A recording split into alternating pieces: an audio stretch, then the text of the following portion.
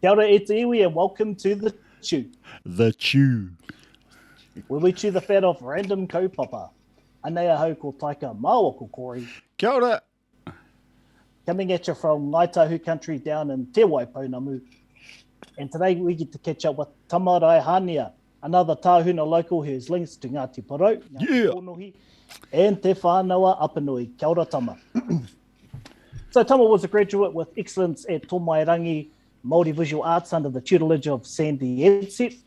In 2020, Sandy Edsett was honoured by the Arts Foundation of New Zealand with an Icon Whakamanaahiranga Award for his profound impact on the Māori community and Māori arts education system within Aotearoa. So it's awesome to have you on the show today, e hika, and without further ado, I'll hand the rākau back over to Corey. Kia koe, Corey. Kia ora. Tēnā koe, bro. Thanks for coming along today. It's bye. And so we'll kick things off. I'll just start off with a couple of questions. So can you just let us know where you were born and where you grew up? Cool. Kia ora whānau. My name is Tama Raihania. Ko Hikurangi te maunga, ko Waiapu te awa, ko Ngāti Porou te iwi, so Hikurangi is my mountain, Waiapu is my river, and Ngāti Porou is my tribe. I grew up in a small place called Tokomaru Bay. Yeah. And it's on the east coast, about 45 minutes out of Gisborne, going back along the coast. Went to schooling there. Had a kura kaupapa there. Then sort of moved around between Hawke's Bay and back to Tokomaru and back to Gisborne and all that. And done a bit of schooling up in Auckland at Te Whare Kura o Hoani Waititi Marae up in West Auckland there too. Oh, did you go to Hoani Waititi as well? So, that was So how long did you spend there? I was a bit on and off. So I remember leaving Tokomaru Bay. I think I was the age of would have been 8 or 9. Went up to school there, back up and thing, and then my mum got sick. She felt sick, so I moved back to Hawke's Bay, where my grandparents were living, and then went back there, so and attended Tuatahi and St John's College, and then finished off college back up at Hoani Waititi Marae. Oh, okay. Yeah, up at the Whare Kura there. Wow. Yeah. Jeez. And what was your experience like at Hoani Waititi? Hoani Waititi, it was she's definitely whānau driven kind of school. Awesome. So yeah, anything to tell Māori, these fellas were, 100%. Everyone was an auntie, everyone was an uncle. Yeah. That kind of Māori vibe. Yeah. But also being a whare kura or a kura in Hoani Waititi, like even the marae, Hoani Waititi is it was for everyone, for everyone who was Māori. Yeah. It was sort of open. Didn't have no kawa, didn't have no true. thing. Everything was all like sort of ngā hau e whā marae. So, nice. But like, it was cool because like the amount of coasties that were up there, we were alive through and through up there. But like, you had whānau from up the north, you had whānau from out the west, Was there a majority of a particular iwi, or was it just all sorts? I'm not going to be biased. There was a lot of coasties up there. But like even like you had all your Ngāpuhi ones, and then you had your ones from Apanui, and you had your ones from Tūhoi and all that, and Kahununu. So yeah, everyone was there. So, yeah, I think it was more like whatever your parents were doing for mahi, and they were searching for mahi. That's how it all sort of started. Yeah. And sort of keeping on to our sort of beliefs, our Māori beliefs. That, Sweet. And your kaiako there, were they did they teach a particular meta, or was it sort of generic? It was sort of, because like all the way through, all kaiako all from different iwi anyway. So I think like being say young, and Hoani Waititi sort of been one of the first kura kaupapa or the first kohanga out, everything was just felt like just be Māori first, and then everything will sort of fall into place. Yep. Kind of thing. Awesome. But like I was quite lucky. We had like a lot of kaiako who were from the coast, so we were pretty sweet. But once it got to the whare kura side, you could see that everything sort of had to go into English as well. So we had a South African teacher. We had we had Pākehā teacher teaching us science. So it was anything, sort of went pretty much. Yeah.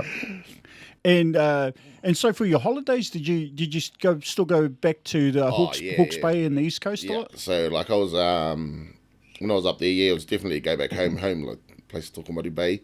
Yeah. Back to Hawke's Bay because I still had friends in Hawke's Bay when I was sort of still at school over there from about 13 to about 15. So I still had all my bros in because I attended St. John's College in Hastings. Oh yeah. So yeah, it was sort of still had all bros there, so I still wanted to go and watch the bros. I was sick of the town life in Auckland. Yeah. So, and how many years did you spend at St. Joe's? At St. John's. St. John's, yeah. I done 3 years. So yeah, I started off at Tuatahi, and then Tuatahi was just another little kura kaupapa in Hawke's Bay, and we sort of wanted to get into a bit of footy and all that, and because we didn't have enough schools enough people for rugby team, so we had to go to another school and play rugby. Oh yeah. So I just ended up going to St. John's, and yeah. Wicked. And so you enjoyed your time in sort of schooling in those different areas? Yeah, it was cool. Just got to meet heaps of new other people, I suppose. Hey, so still had bros all over the place, and Hawke's Bay was always sort of going to be home, the sort of second home after Tokomaru Bay. So yeah, always knew where home was though. Yeah, for sure. Yeah. And so you finished. So was Te Reo Māori like quite prominent in like your upbringing, like from your parents? Were they fluent? Were they always speaking Te Reo Māori first as you were growing up, or was it always sort of second nature? Yeah. How was that sort of dynamic? Yeah, because we all went to Kohanga Reo kind of thing. So it started at Kohanga Reo. So yeah, Te Reo Māori was always in, and our parents done as much as they could to try and sort of speak Te Reo Māori too, because they were sort of in the area where it wasn't, wasn't cool to speak, or they got the cane for speaking Te Reo Māori. Yeah.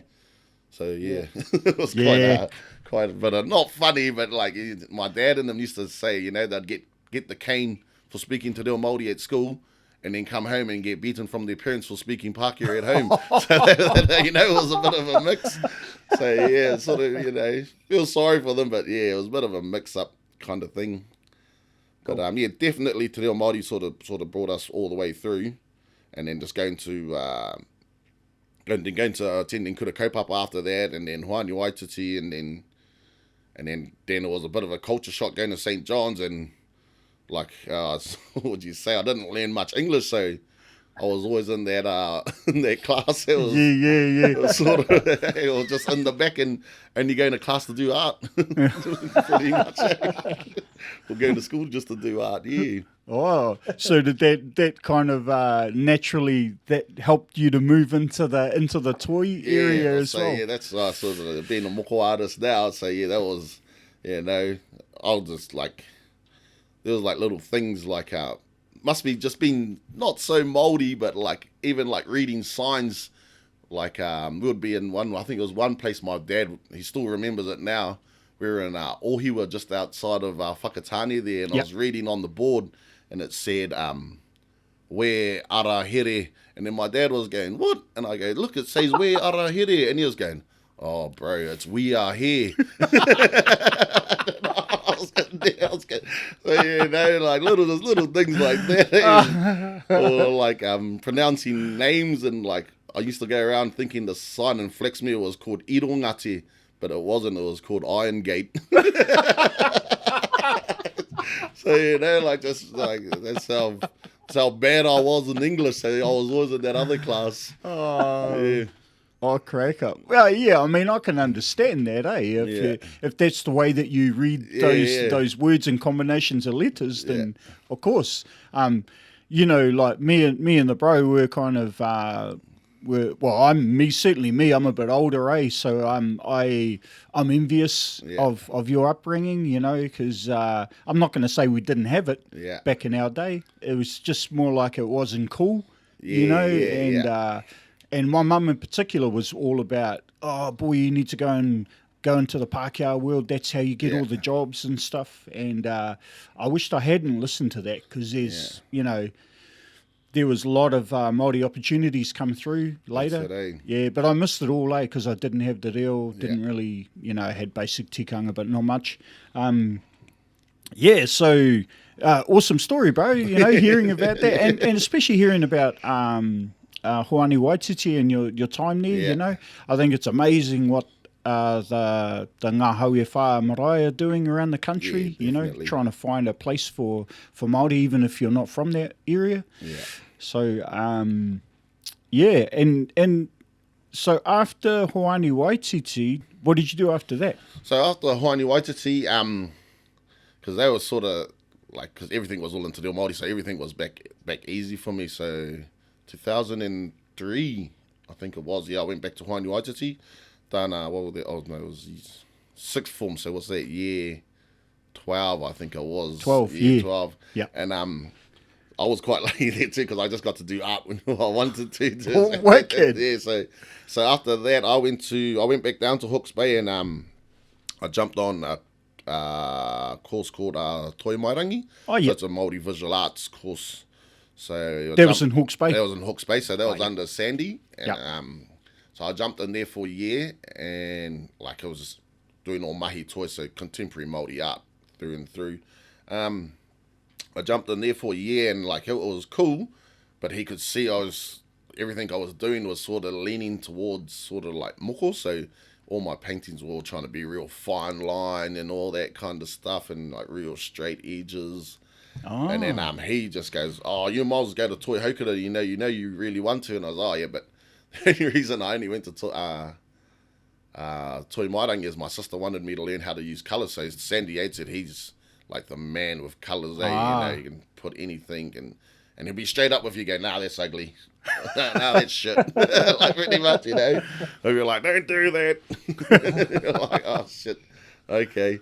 So like he was pretty cool. So when I left Toi Mairangi to go to Toi Haukura, I sort of already had a sense how to use like colours and all that.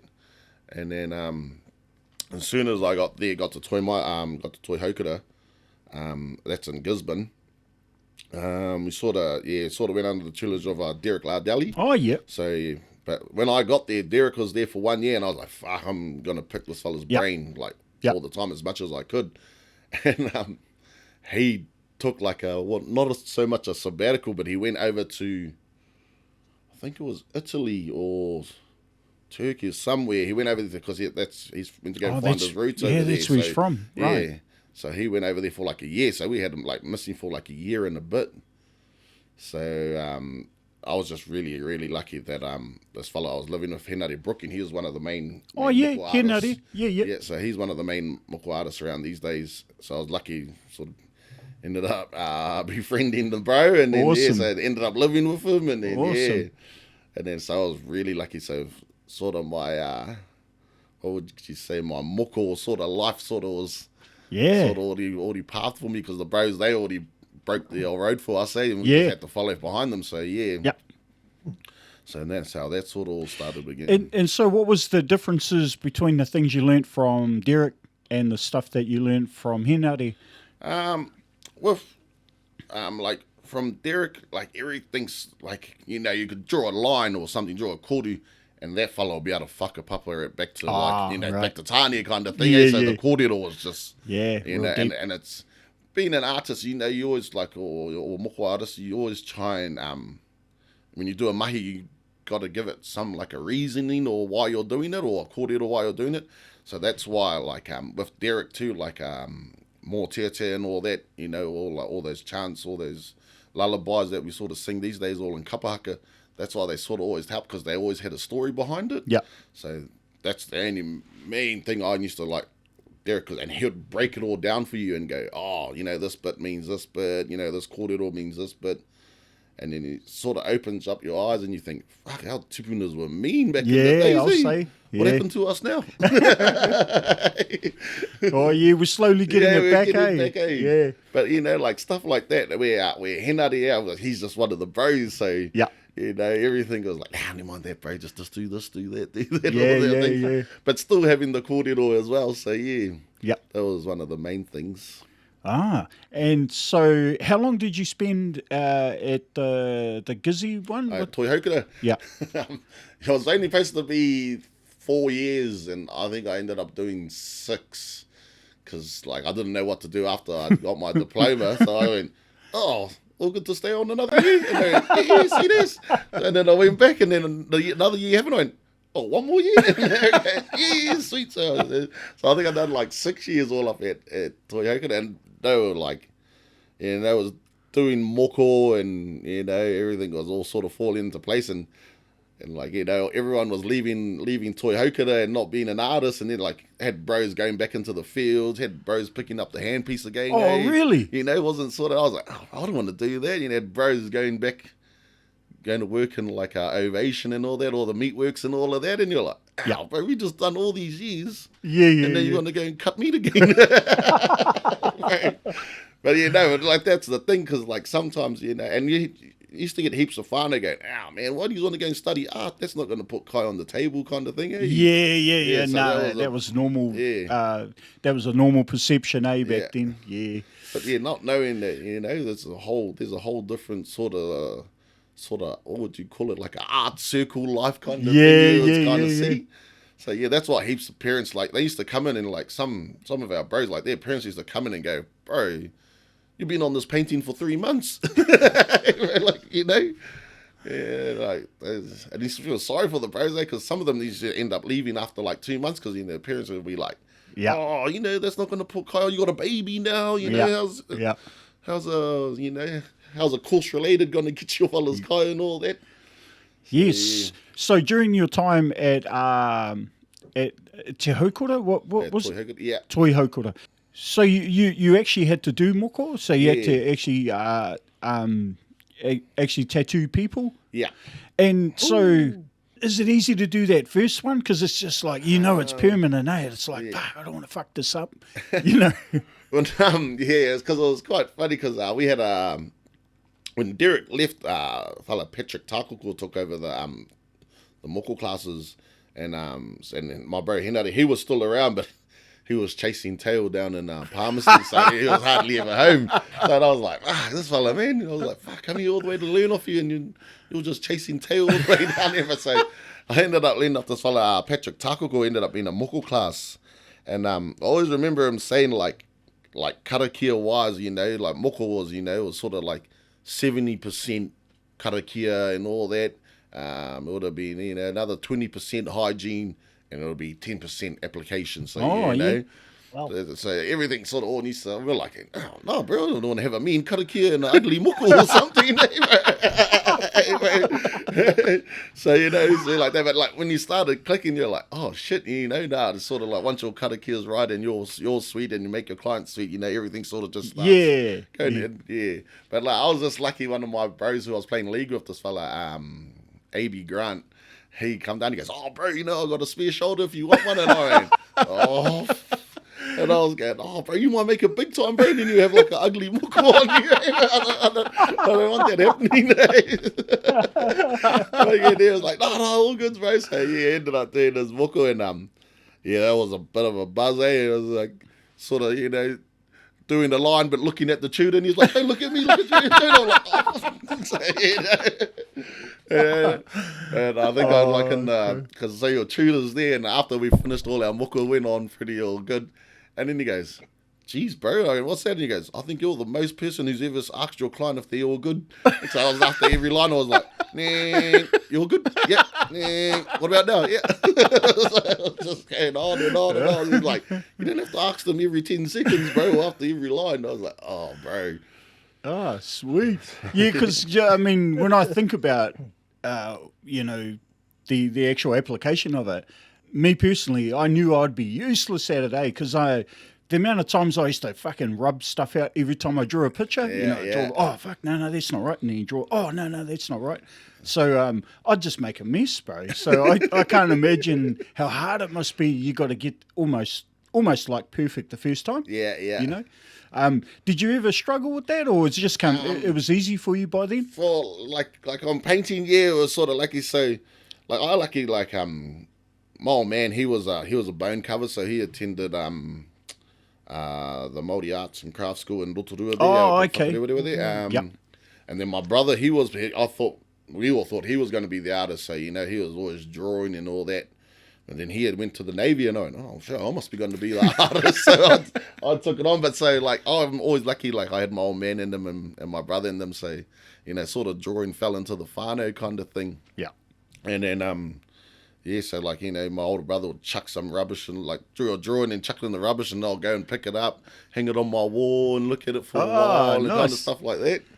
So, especially at Tuatahi, you know, they try and say, nah, bro, we don't use rubbers around here or erasers and all that. So it's just do it once, do it right. Yeah. But like everyone makes mistakes, and especially with like and with Moko too, because every body part's different and all that. Yeah. So, you know, you got to try and make it look as nice and good as you can get it. Yeah, right. Yeah. So of course you have to consider the type of skin and the size of the you know, the arm. There's obviously going to be skinny arms and fucking big arms. Yeah, and then you get ones who are like got muscles on muscles there, and then you're like, fuck. You're like, wow, bro, I haven't got a welding machine to do a Moko on you, bro. So did you do anything else, like any sort of contemporary art or, you know, non-Māori art? Did you get into any of that during your journey too? Yeah, like, because like at Tuatahi, you weren't allowed to do Moko. You had to do everything, okay? So, you know, so like for those 4 years, there would always be like wānanga, sort of like once a term. So one term might be just clay, so they'd get all the clay artists, and they'd like get like Manas, Nathan, Bay Riddell, so these are all like real, like we used to call them, what do they called them? The clay babies, because they were real nice and gentle with their hands and all that. Clay babies. And, so we had like them, and then like the next one would be like a carving one, so they'd get all like all the like the main carvers around what we had, like what Ngāti Pro had on tap kind of thing, and then next one would be like a weaving, so you'd get all the women doing all the weaving. So I tried my hand and all and everything, but I just really like to do like just like really paint, really like using sort of resin paints and all that, and sort of with Tuatahi they got like a real when they do carving, it's like real different. It's not real traditional kind of carving, you know, like they'll do one eye as a pounamu and then they'll put a pau in the other one kind of thing. You know, like they'll mix things up right up, you know. So yeah, that's the only thing. It didn't have like didn't have a cap on it, so you know you could do everything but still keeping in traditional ways kind of thing, if it makes sense. That's awesome. So we're quite lucky for that. And so once you felt comfortable and you'd sort of you know, done your 6 years, did you go straight into charging for Moko to actually, you know, getting koha or getting paid to do Moko? So like after like sort of like 2 years sort of getting taught at Tuatahi, sort of, you know, prices started coming in and then all that, and then started going on the road doing like road trips and Moko road trips. Those were sort of cool. So to go and park up in Auckland for a week or something, you know, do some mahi. And that's when Moko was really coming through, you know, like all like you know, like the Sunny Bills were all coming through with Moko, you know, Robbie Williams and all that. Oh yeah, he started a big push, so it had like a lot of that. So like Moko was thriving, like, you know, you'd go anywhere and everyone would be keen. Cool. So so after that, what did I really just, because I didn't want to leave the coast, so I moved back to Tokomaru Bay, and I sort of just had a little studio there for about a couple of years until my sister goes, come on, bro, you got to do something. And then I went, oh, bugger it. So I went up to Auckland for a couple of years, and I went to Auckland and I just mucked around up there, just done Moko pretty much up there out of my room. And then was it 2000? When was the World Cup here? 2011. 2011. Yeah, I got hit up. So the Tuatahi Tattoo, they had an earthquake here in Christchurch. That's right. And they moved up to Auckland, and they were really lucky that so on K Road there. And then what happened there? Oh, that's when I moved up there. They were sort of looking for Moko artists, and then I found them, and then been with them ever since. So Working. 2011, yeah. So now it's been a cool journey. And so, what made you make the move down here to Queenstown? So been with so I went back studying at the same time. So I was like studying. I went back to Toimarangi. Sorry, I went back to Toimarangi after Toi Haukura. Yep. So like after that, I went back to Toimarangi just to get my degree. So I got a degree in Māori visual arts and all of that, and then I was backwards and forwards from Auckland to Hawke's Bay, just going on and off. Yep. And I was like, man, this is good. And I had a couple of kids. Yep. And then moved down. We moved. What happened? Oh, Jeremy, who owns Tuatahi shop here, him and Brad, they go, I want to try and test out Queenstown. So they come down, and we were like, oh, how was it? And they're like, oh, it's pretty mean. And then I was going, must be, because they were still hungover when they got back to got back to Auckland. We go, oh, these fellas must have had a few good day benders down there. And then they moved down, and they go, oh, do you want to come and do a guest spot? And when I came down, I've never been to Queenstown before, and I was like, holy shit, this is in our own backyard. Yeah. I was like, fuck. Wicked, eh? And that was pre-COVID, so the town was fucking pumping. So, come down, and I was like, shit. And then I brought the whānau down. I was just want to come down. And when I brought them down, one of the bros, Mike Slokovich, he was just leaving to go back up north. And they go, oh, there's a full-time spot here. And then I looked at the whānau, and they were, that's us, we'll move down. Sweet, sweet. So it was moving out of Flaxmere straight into Queenstown. So that's a bit of a culture shock, eh, bro? Shit, what do you know what year that would have been? Oh, shit. Nah, so that would have been about, I want to say 7 years ago. Oh, yep. Yeah. So I've been down here for nearly about 7 years now. Oh, okay. Yeah. Shit. But so, it was a bit of a culture shock from seeing the bros riding around with their patches on to just seeing Pākehā in suits. Oh, and you still enjoy Queenstown? Yeah, bro? yeah. So like the whānau things, they were sort of all split now, but like the whānau all moved back up. Yeah. And it was cool. It was a bit of a buzz when my boys said, oh, I want to get back into my Te Reo Māori. So before coming down here, like my son, he only knew Te Reo Māori. Anything he knew English was all off TV. Wow. So we only spoke to him in Te Reo Māori, which was a bit of a buzz. So when he was talking, he had like an accent kind of thing, like more like what Mickey Mouse or Dora in them used to speak like, because that's how he used to learn how to cool. English. Yeah, that's all the English he listened to. English he'd listen to. So like when we took him to the daycare here, that was buzzy because I was sort of buzzy because he just didn't know what to do because like we spoke Māori to him, these people were speaking English to him, and he's just like confused. But then like it was funny because there was a lot of South Americans who were like the daycare teachers there, and it was easier for them to speak Spanish to him than English, and then he would pick up on it. And then, wow! Yeah, so he like started reading a little bit of Spanish, and I was going, oh shit, I'm gonna have one confused kid, man. Well, I get that accent thing because when we were living overseas for a bit, my son at his school, and that was his first school. Actually, he was only 5 at the time. That's Perry, and his teacher was a Filipino. Oh, okay. And so she used to speak Filipino English. Yeah. So she like kind of American. So he would come home and he'd go, Dad, can we go for a ride in the car? And I'm like, bro, it's not a car. It's a car, okay? That's how we say it, bro. Yeah. It's a car. He's like, oh, can we go for a ride in the car? So, yeah, that's funny, eh? How they do pick it up. Oh, man, they pick it up real quick. Yeah. That's like heaps of kids, like, because up in Auckland, up at Hoani, Waititi, all parents are all convinced to call Rero Māori to their kids. So that's them day and night. Yep. And then like, but like I see some of the nephews now, and then he's like when they talk, I was like, oh my poor boy, you got the mean accent, and you haven't even been overseas.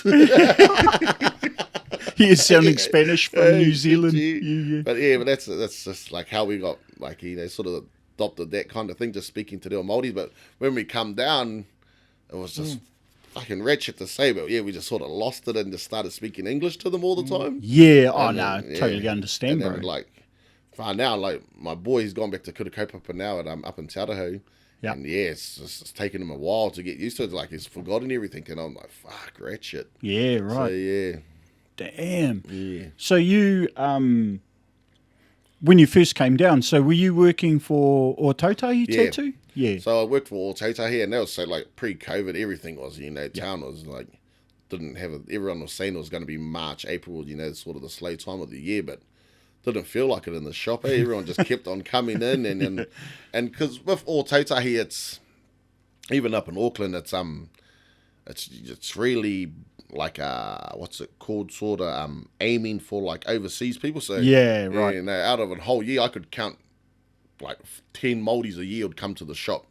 Wow. That's sort of based that doing, but thousands and thousands of French, Germans, people from the Netherlands and all that all coming over, which was cool because, like, no disrespect to Māori, but like these Europeans, when they come over and get moko, they come over like with like a thick little, like, what they've written down, what they wanted about. Oh, like, wow. Sister, if you go to a Māori, I go, what do you want about? And you go, oh, fuck, I don't know. Okay, then you're going, oh, come on, bro, you're Māori, you guys giving me something to work with. And they're like, oh, fuck, whatever, bro, just go hard. Whatever. Like, yeah. But, like, with these Europeans, bro, and, like, 99% most of the time, they'll come over with something like what they wanted about, and they're like, oh, we've researched this. That's why I was like, heaps of people, they sort of hit us up and they're, oh, bro, what do you like doing moko on Pākehā or non-Māori? I was like, oh, and that's when sort of kirituhi comes into play, so you can sort of name it that and all that. Yeah. But yeah, man, like, you'd buzz out how much of these Europeans sort of respect the art form when they come over, Sort of, well, even just in Aotearoa itself, in New Zealand itself, they just... Yeah, no, wicked all right. Yeah. And got one example of that within our group. So we got a girl in our group who's she's learned up to level 5 te reo. She's English. She's an English migrant. Alice, big shout out to you, Alice. Alice was telling me about her brother, who he's been inspired by her journey into te reo. He lives in England. He doesn't live here. Yeah. But he felt like he wanted to mihi to her, I suppose, in his own way. So yeah, he got his story together, bro, and he went and found a Māori tāmoko artist and asked him if he'd do a tāmoko on him. Yeah, me. Yeah, that's how, like, Buzzy. But like, even like, you have all the mates that go, well, what do they say? Are they Ngāti Pākehā? And I go, well, moko doesn't mean, you just put your iwi and your hapu down there. Like, moko means your whānau, your surroundings. And that's what people are saying. Like, they always come in, I've got a brother who's passed away, and, and all that. And so, like, that's when I sort of get blown away when I'm like, fuck, you fellas have done a lot of research, and compared to the cousins up home, And look at the cousins, are like, fuck. Oh, anything, yeah. Bob Marley. Make me look like Sonny Boo. Yeah. And then I was going, you going to pay like Sonny Bill? And I go, oh, got a mutton in the boot. Yeah, got some crayfish, bro. Yeah. And you're doing that. Oh, man, I can rustle my own muttons, bro. Jeez. Oh, cool. So you've made me sort of think of something, a question to ask. And basically, so when it comes to doing tāmoko for Māori, if they're from a different iwi, if they're not Ngāti Parauwhara or they're not whānau Apanui or anywhere where you're from, do you apply styles from their iwi or? Yeah, like you sort of try to put their patterns in there, like say if they're from Ngāpuhi, you'd put that real sort of swervy kind of like body on a tinana of a taniwhao of theirs or kaitiaki or theirs or their sort of. Shouldn't say, but like the egg-shaped heads kind of thing, like on their whekus and all of that. Yep. So yeah, you sort of try and do all of that, but I don't know, being a cheeky coaster, I always do the, oh, nah, you're from the coast now, bro. Okay. We have taken you in, bro. So, always try and stick something from home on them, bro. Yeah. Just to go, yeah, bro, sweet ass. Yeah. Shouldn't be doing that, but oh, well, Nah. So, but all patterns all sort of flowing, everything's sort of open now, Yeah, and I guess, if you're from a particular iwi, I guess you just can't help but do parts of your own style, That's it, definitely. And like, and if people look into it that hard, you'd go, oh, I'd go back home and get it done, So but even like looking into like moko kanohi and all that, and your girls getting ko-wais done and all that. it's sort of like because the coast, not saying we were the ones who sort of let it off, but we were, we're quite lucky. We had like Derek Lardeli, we had like the Mark Corpus and all that, who really pushed it and opened the doors for us to kind of thing. And like the amount of women on the coast, bro. I know, so many, eh? You'd look weird if you didn't see a kowai on the thing, hey, bro. I'm going into like what's it called in Gizzy? What's it called? The China Palace. Oh, yeah, China Palace. Yeah, right. And like you go in there, and then the lady behind the counter's got a kowai, and you're going, you're too much, aren't you? She goes, they need some Māori in here, baby. As long as you're not selling us cat, we're all right. So, like, and Gizzy, like, at home, it's everywhere, and it's normalised. Yeah. So, like, when it's sort of down here and you're not seeing it as much, you're like, oh, shit. Yeah, for sure. Yeah. And for those who didn't catch that reference, Gizzy's China Palace is like an institution in Gisborne. It's whenever a family said that they would be going out for dinner, when I was a kid, that meant China Palace.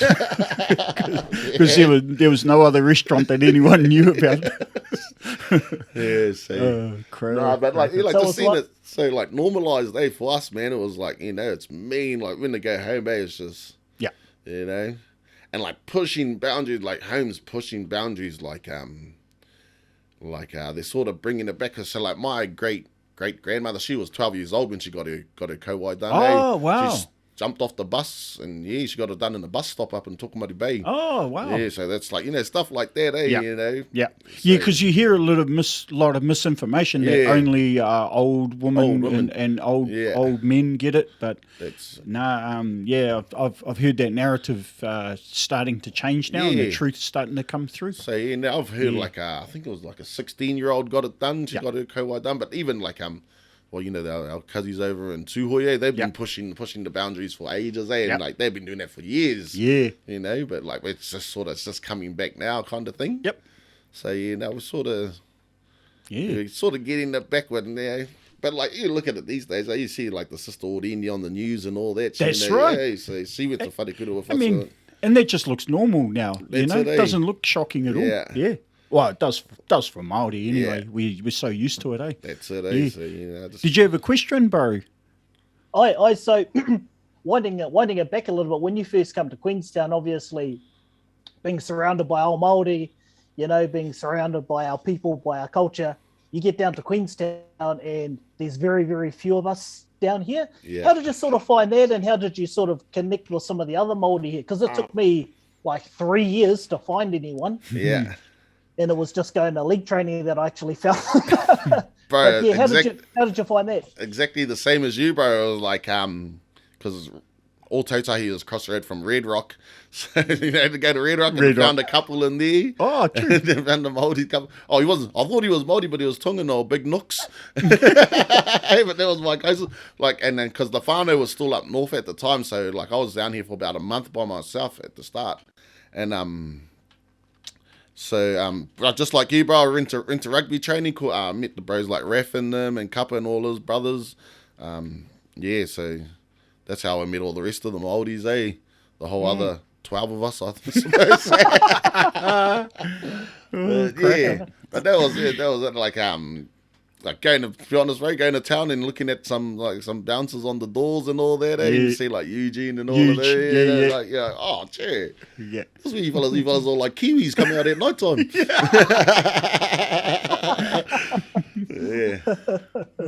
But like I had like a couple of good mates who they were all down here, and that's when that haka gig was happening up the top up in Skyline. So they had some good mates down there. They were down here for years. Yep. Yeah, who was that? We had the big bro Neil, Peter Walters, one of my girl mates Faye. They were all down here. Then you always used to hear about them come down to Queenstown, and then like you never used to do it because we were like, fuck, where's Queenstown? Yeah. But then when we come down, I was like, shit. Yeah. So but and then had like met up with Mahia and Jermaine and all of them. They were all the good bros. So But oh, wicked name dropping at the moment, bro. That's wicked. Because Because, to be honest, a lot of the Māori who have been mahiing hard down here, they do it in the background. Yeah. They're not that visible to the wider community. Yeah. We know who they are, Yeah. but they need to be out there a little more, because they're doing so much work for kaupapa Māori in the region. That's it, eh? Yeah, but you just never, the wider community never hear about them, and, that makes me sad, because, people like myself, I'm a little more visible because I have connections through a lot of Pākehā people, but then I don't do anywhere near the mahi that a lot of you fellas do, Yeah. So, this is an attempt to sort of, get some of the other voices out there, Yeah. No, definitely, bro. Yeah. So after o Tuatahi, how long, you're no longer working there? No, is that right? no longer working out. So actually went out on my own with one of the bros, Jordan Tuhuta. So he's one of the bros from back up the coast too, up in Giru there, up in Hiruharama. Oh yeah. So met up with him, bro, and then I went to go and work for Mana Tahuna there for a little bit. Yep. But then me and the bro got together and we're like, fuck, we want to get back into our mahi toi and all that kind of stuff. And so, we just quite out of it, because like November last year was just an idea. We're like, fuck, should we do it? And then we had a building. Then we had some putia come in to fund us. And then we're like, oh, bro, it's actually happening. So we've been just riding the wave ever since now, bro. But like, nice. It's, I don't know, because at the moment we're doing a lot of stuff around the community and all that stuff, and like with Atamira and all that, doing some pose, but it's always sort of, we're like, fuck, we're coasties down here, bro, putting a bit of our stamp on it down here, down here. And you're like, but like, we've got like the bros like Steve Solomon in them there, but like even they're doing the bro, just fuck, go hard, man, that's what this place needs. Yeah. Like, so we're all here trying to stand up pose and all here, bro, and like couple there. And the thing is, like, working with what they call their runaka down here, is a bit of a thing. Don't want to get too deep into that, but but like working with them, but like and trying to jump on with you fellas with the council and all that kind of stuff, bro. It's sort of cool. But like me and the bro, we always trying to have a look back at ourselves and like, fuck, is this right for us to do this, bro? This is sort of like, I don't know, Ngaitahu land kind of thing. Yeah. We don't want to be standing on anyone's feet, but But then you're like having a couple like Darren and who's sort of supportive of us at the moment, bro. And so it's cool to have their sort of input and go, this is mean, bro. This is what we need. This is it's not just for us. It's for all Māori. I suppose, for all Māori. You can see Queenstown as as a ngāhau whā kind of place. It is, bro, totally. Totally. Hey, everyone's here from all different places and all that, bro, from all different iwi and hapu. So that's why we sort of wanted to get into it a bit more.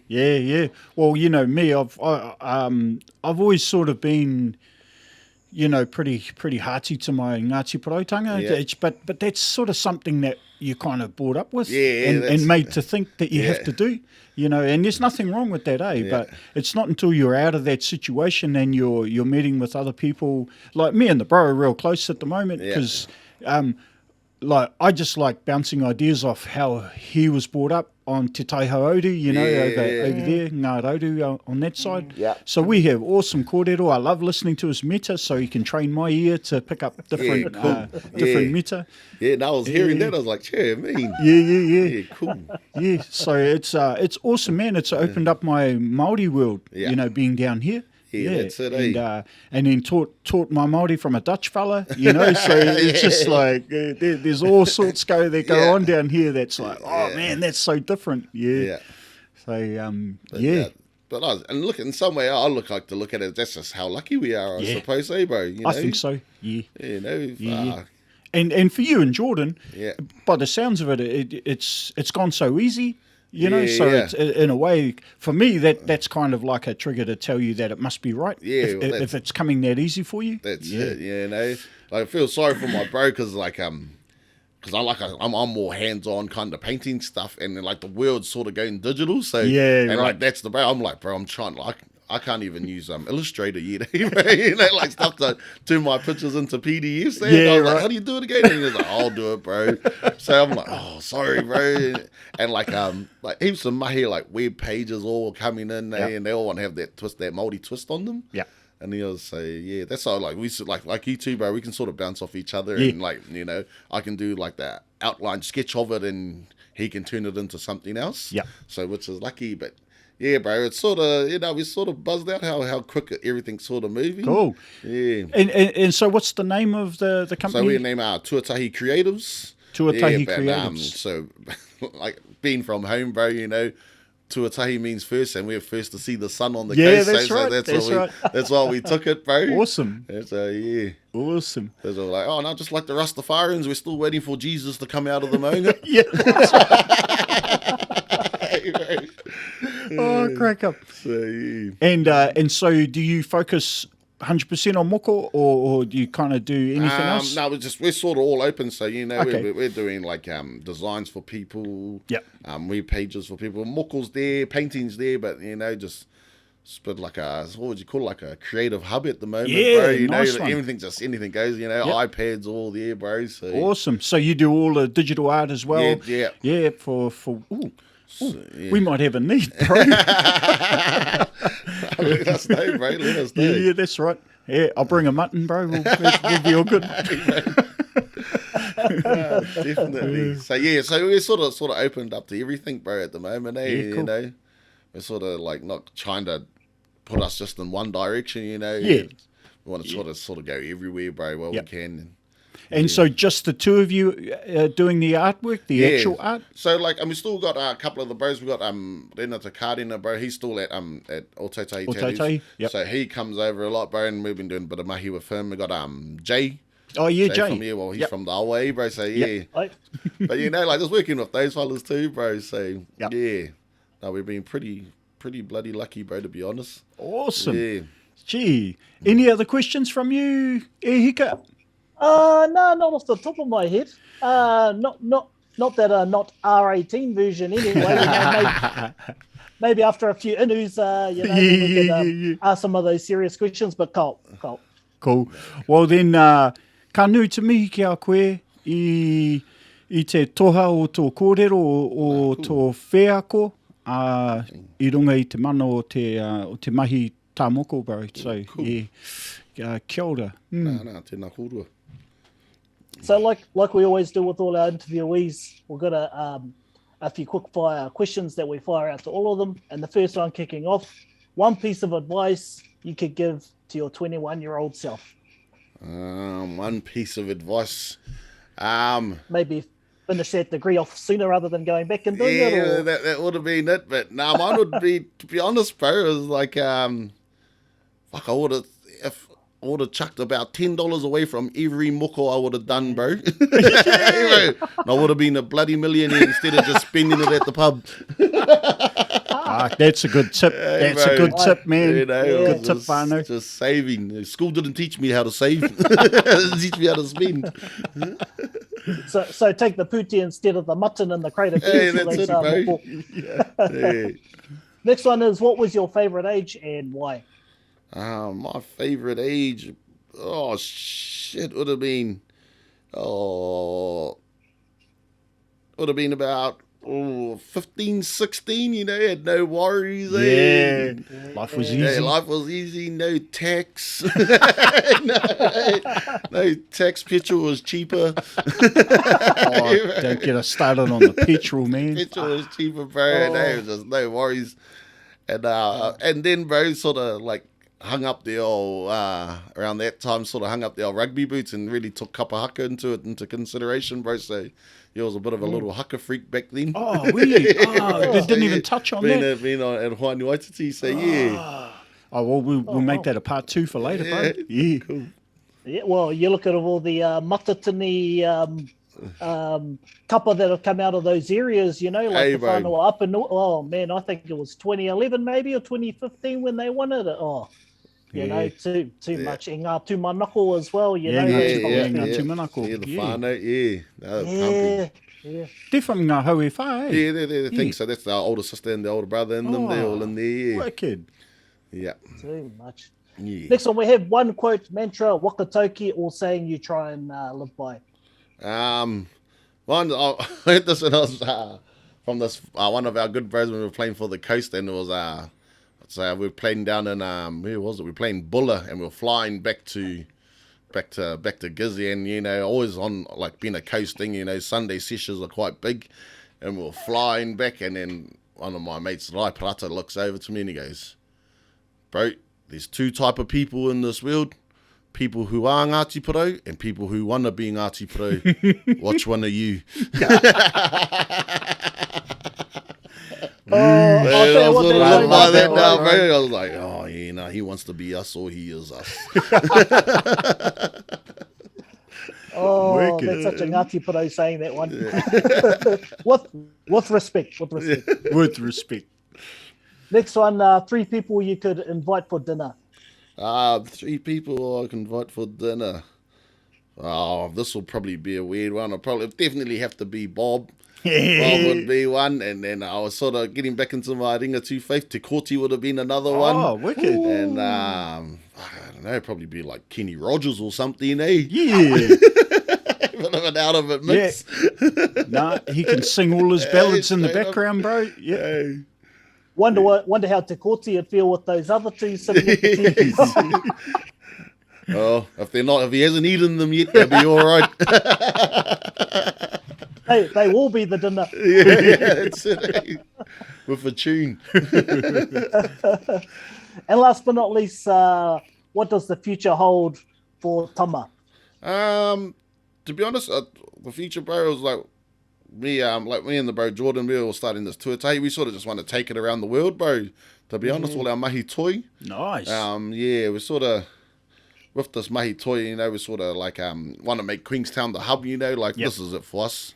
Queenstown's home. Yep. You know, Kizzy and Tokomaru Bay, they're not going to move. So they're always going to be there. Always going to be there. Yep. So, but yeah, we just wanted, what we're doing now is do this bit, you know, if COVID stops and all that stuff or whatever it's doing, we just want to take it out to Te Ao, really, bro, and just give it. Yeah, awesome. It's us, really. And I suppose you're really lucky too, because you've got so many people from around the world who have probably had your ink on them, you know, and they're probably all back home. So look, you've got advertising all over there already. Yeah, hard. So that's awesome. Yeah, that's cool. awesome. Anyway, e mihi ana kia koe I hika. Hey, and thanks very much for coming on and telling your story. It's been a good laugh. I got a bit of a sore puku, you know, from having such a giggle. And we don't even have any waipiro, you know. So. Part 2 then, bro. Yeah, part 2. Nighttime session. But you hey, might have it's to been turn a the camera off privilege for and some an of honor. that one. It's been a privilege and an honour to have you on the chew. And, you know, that's pretty much all we've got time for this episode. And like I said, hopefully there'll be a R18 or a nighttime part 2 with you. But other than that, any closing wakatoki or comments, Corey? Yeah, why not? I was just looking at your moko, bro. It looks wicked. You know, like I've often talked about maybe potentially getting my own. Yeah. Mrs. keeps trying to talk me out of it. But yeah, I think the whakatoki for that, just looking at your moko, anō nei he whare punga were. Yeah. So that's the whakatoki. It's a masterpiece. Yeah, it's an awesome masterpiece. No, thank you, my bro. Yeah. Okay. Kia ora, bro. Other than that, wano, you know, hit the old subscribe at the bottom, give us a like, and if you've got any questions or you'd even like to know a little bit more about the bro studio or any mahi he does, you know, hit us in the comments and we can forward any of that information onto the bro over here. Other than that, wano. Kia ora hika again for coming on and having a kōrero with us. And we'll catch you all next time. Mā te wā. Mā te wā. Arite.